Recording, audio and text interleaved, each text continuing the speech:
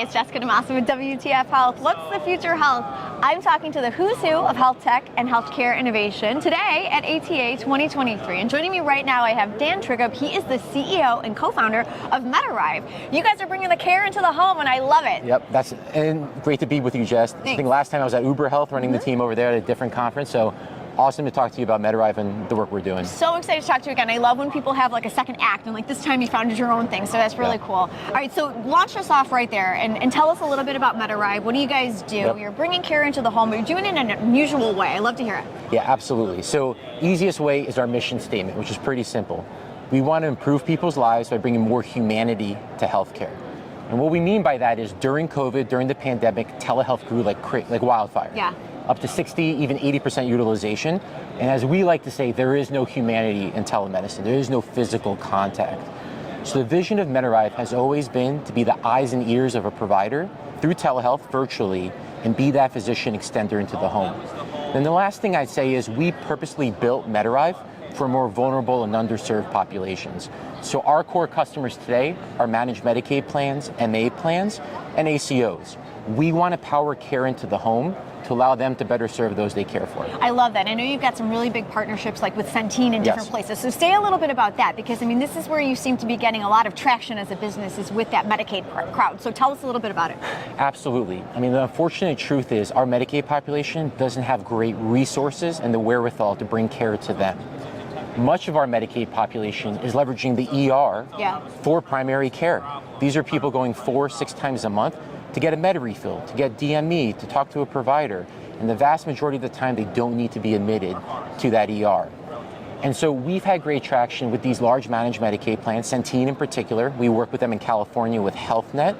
We actually just announced a partnership with Superior, which is the largest MCO here in the state of Texas. Yeah, here in Texas. 1.6 million lives that they manage, and the largest foster kids program in Medicaid. Wow.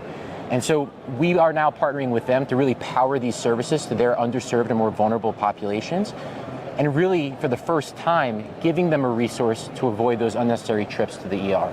Say a little bit about the services you're providing. Like, who are you sending out to the home here? Are you sending out like a licensed social worker? Are you sending out a doctor? Are you sending out a nurse practitioner? Like, who is it that's going out there, and what kinds of things are they doing? Yeah, so this is a key differentiator for us at MedArrive. We have a strong thesis that EMS, so EMTs and paramedics, are one of the most underutilized resources in healthcare.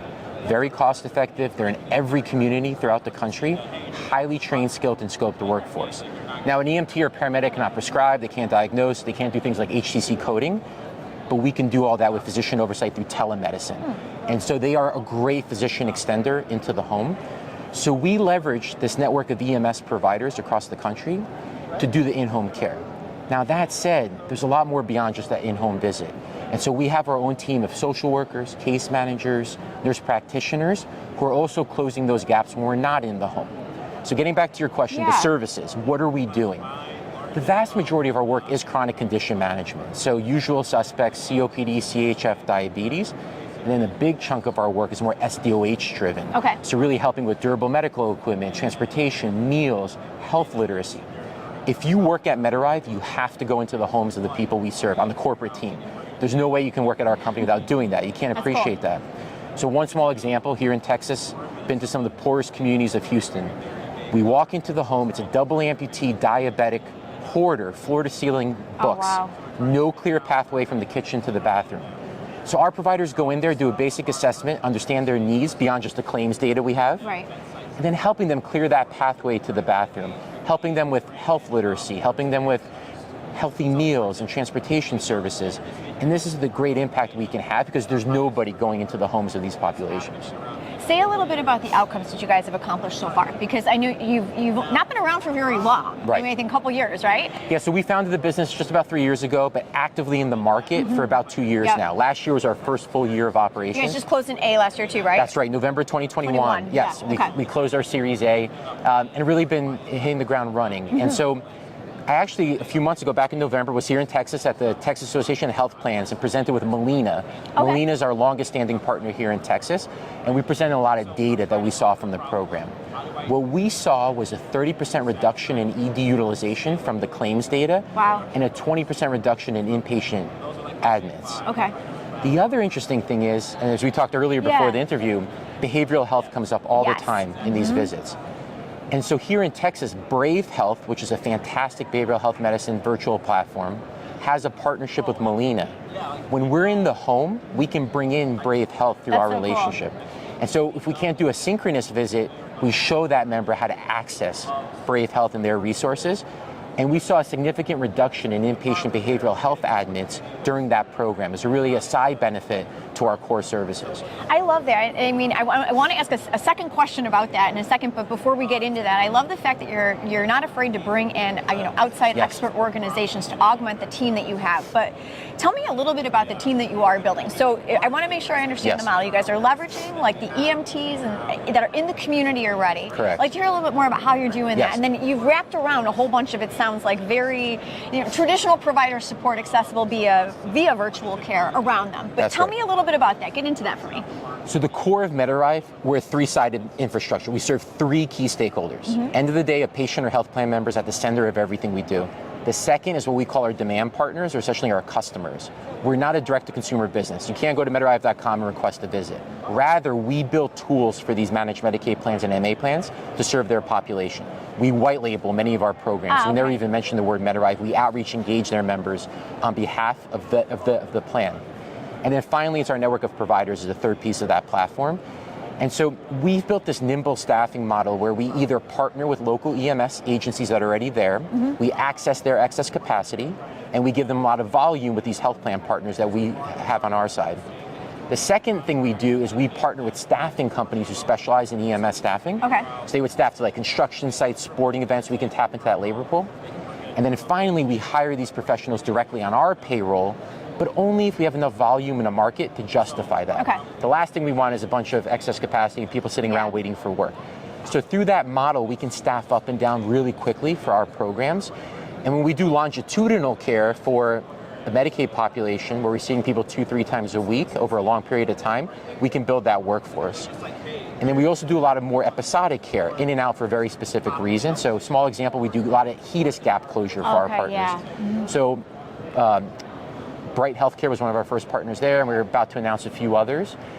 But that work, we're going in to close that care gap, and we can have that nimble staffing model where we might not need that person for a long period of time, that provider, just that for the duration of the program. All right, I want to go back to Brave now for a second. Yes. I love what their model is like, and I think it's really interesting. I mean, like, all right, startup to startup here. Yep. I mean, I cover this industry. I've talked to Anna at Brave.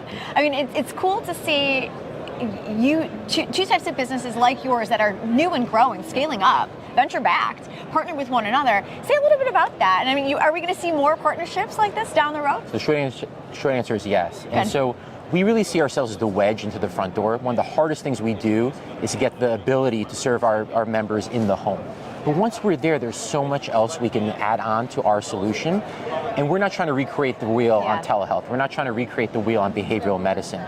There's so many great companies out there that can provide those services that are already in network with the Medicaid plan, right? And so the one thing that we do that Brave doesn't is have that last mile solution. That's our expertise. Yeah. And so we can layer in their solution into our workflows into the home. Maternal health comes up all the time in our programs. And so that might be a partnership you might hear soon around bringing in virtual maternal medicine into our programs. And so the list goes on. Yeah. Another small example is we partner with technology companies that can allow us to do services into the home. So one of our gap closure programs, we're doing diabetic retinal exams in the home. Okay. So we have a great technology partner that we announced called SPECT, that our providers use their technology to do that DRE in the home. Oh, awesome. And then have a virtual provider read those results within 24, 48 hours. That's incredible. I love that. All right, last thing for you, real quick. Yes. What's ahead? I mean, scaling up. I mean, it's been a while since that funding round closed. I'm imagining you're always raising, right? So, give us a sense of what's next for you guys in the next year or two. End of the day, we have a fantastic team at MedArrive. We've built a really good core group of folks on our team, and it's really about scale and execution for us right now. There might be some announcements around funding around the corner, and really for us, it's how do we now continue to grow our relationships with these great providers and payers like Centene, and and then also how do we drive results and show value. And so that's really the focus right now. We have a great foundation, and now it's really about scaling. All right, Dan, let's watch, let's see, here we go. Thank you, Jess. No problem, it's great to talk to you again. For more interviews, the people who are changing the way that we do healthcare, head on over to my YouTube channel. It's youtube.com/WTF Health. I've got more interviews outside of ATA, but definitely the rest of these spots that we're filming here on site at ATA 23 in San Antonio. Talk to you guys real soon. Take care. Bye.